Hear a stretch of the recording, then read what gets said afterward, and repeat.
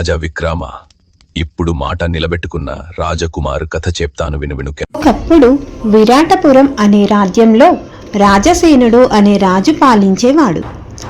ఆయనకు వీరేంద్రుడు అనే రాజకుమారుడు ఉండేవాడు. చిన్నప్పటి నుంచే వీరేంద్రుడు ధైర్యం, నిజాయితీ, మాట నిలబెట్టుకోవడం వంటి గుణాలతో ప్రసిద్ధి చెందాడు. ఒకరోజు రాజు తన కుమారుడికి చెప్పాడు, రాజుగా కావాలంటే ధైర్యం మాత్రమే కాదు, మాట నిలబెట్టుకునే గుణం కూడా ఉండాలి. అప్పుడు వీరేంద్రుడు నమస్కరించి, తండ్రిగారు, నేను ఎప్పుడూ నా మాట తప్పను అని ప్రతిజ్ఞ చేశాడు. కొన్ని రోజుల తర్వాత వీరేంద్రుడు వేటకు అడవికి వెళ్ళాడు. అక్కడ ఒక పాత దేవాలయం దగ్గర ఒక వృద్ధ బ్రాహ్మణుడు ఏడుస్తూ కనిపించాడు. రాజకుమారుడు అడిగాడు, తాతయ్య, ఎందుకు బాధపడుతున్నారు?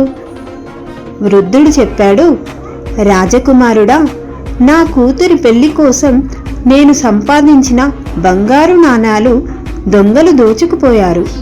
ఇప్పుడు నాకు సహాయం చేసేవారు లేరు. వీరేంద్రుడు క్షణం ఆలోచించి చెప్పాడు, తాతయ్య, మీరు బాధపడకండి.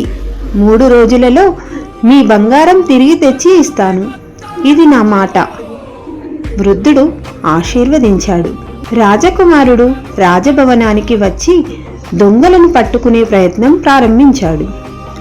కానీ ఆ దొంగలు చాలా తెలివైన వారు. 3 రోజులు గడిచినా బంగారం దొరకలేదు.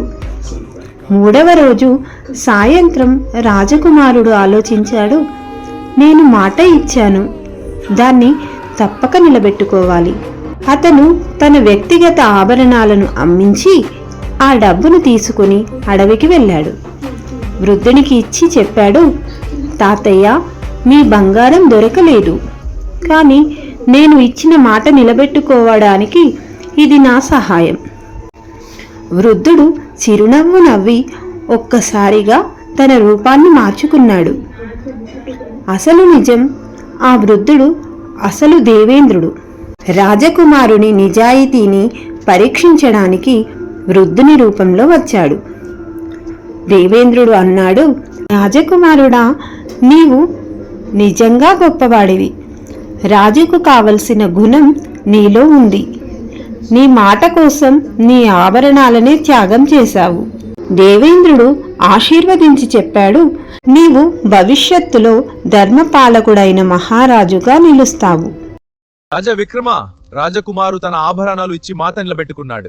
అతను బంగారం దొరకకపోయినా తన సొమ్ము ఇచ్చాడు. అతను నిజంగా బుద్ధిమంతుడా, లేక అవసరం లేకుండా సంపద చేశారా? నిజం కాపాడడం మాట నిలబెట్టుకోవడంలోనా? నిజమైన గొప్పతనం ఎందులో ఉండి, ధనం కాపాడడంలోనా, మాట నిలబెట్టుకోవడంలోనా? ఓ భేతాల, రాజకుమారు తన సంపదను కోల్పోలేదు, తన గౌరవాన్ని కాపాడుకున్నాడు. బంగారం దొరకపోయినా ఇచ్చిన మాట నిలబెట్టుకోవడం అతని ధర్మం.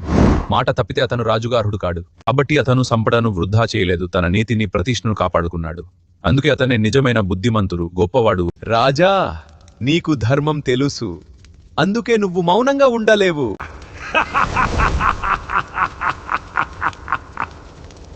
ఈ స్టోరీ మీకు నచ్చినట్లయితే లైక్ చేయండి, షేర్ చేయండి, సబ్స్క్రైబ్ చేసుకోవడం మాత్రం మర్చిపోకండి.